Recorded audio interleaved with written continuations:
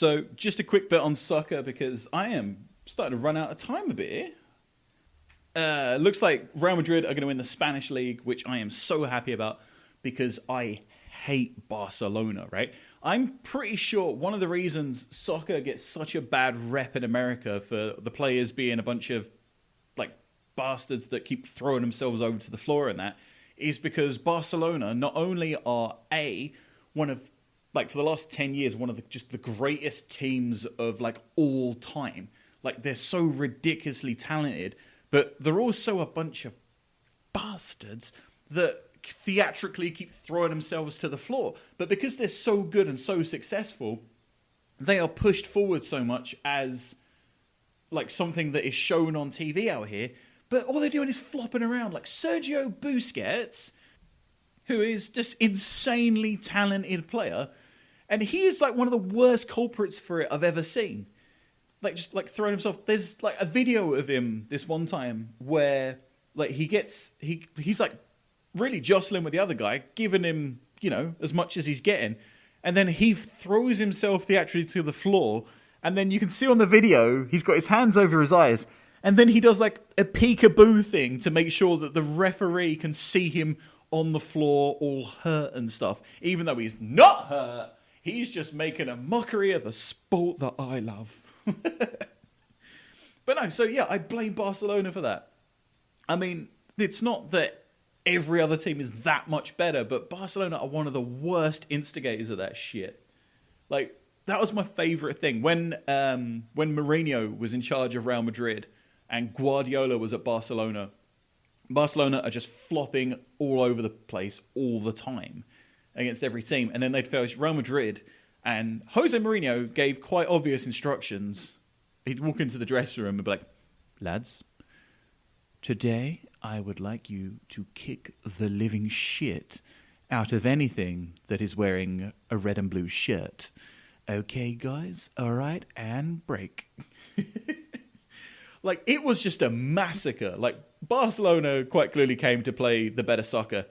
And if I'm right, they won the majority of the games during that period. But Real Madrid would just absolutely bully them. Like, to the point where stuff in previous Barcelona games, which would generally be a yellow or a red card to the opposition, would just be like, nah, play on. That really wasn't that bad.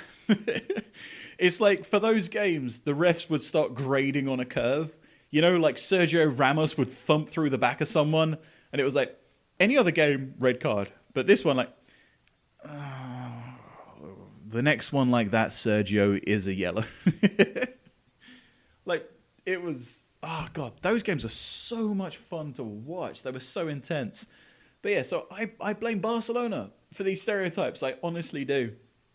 Like, I remember when I started at college, like, it was the baseball kids would be shit-talking the soccer players, like calling us grass fairies, you know? Like, oh, well, you lot just jump out the way when someone comes near you. And by come near you, what is actually happening is you have the ball and someone is running at you to kick your fucking kneecaps off. Now, I don't know about you guys, but I'm quite fond of my kneecaps, you know? I like the way they stop my leg from snapping the wrong way.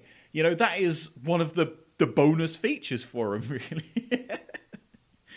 They don't get the credit they deserve because it's not the sexiest body part you have, you know? Like, no one ever... Like, there's foot fetishes. There's no knee fetish. If a girl's wearing, like, stockings or, like, long boots that cover the knee, it's like, oh, that's really sexy. It's because it's covering the kneecaps and the shins because they're ugly. You cannot have sexy knees. But yeah, all that's happening is someone's just trying to kick your fucking kneecaps off. So yeah, I'm going to get out the way of it. I'm not just going to stand there just like, yeah, do your fucking worst. You know? And baseball players don't do that either.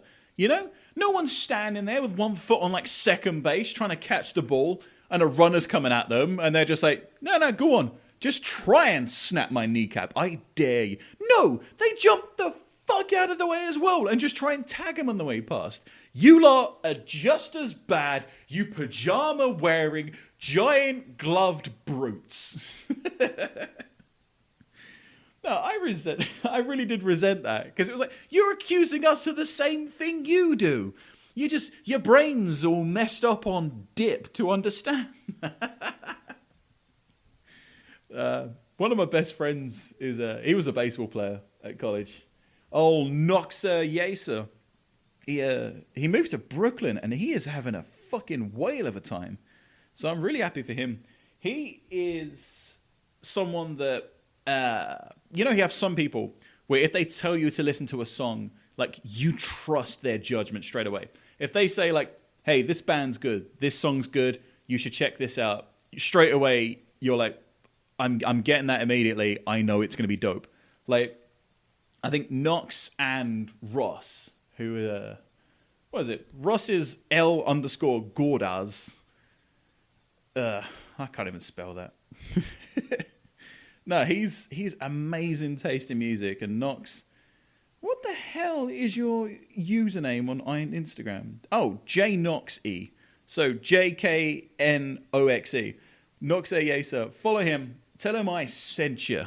Because I'm sure, almost positive, of all the not the ones of people that are listening to this don't already know him and they're listening to this out of pity because I've posted on Facebook, Instagram, Snapchat for the 15th time. Hey guys, the new episode's up. Please listen to it. Knox is going to be listening to this and just, God damn it. I could have been living my life.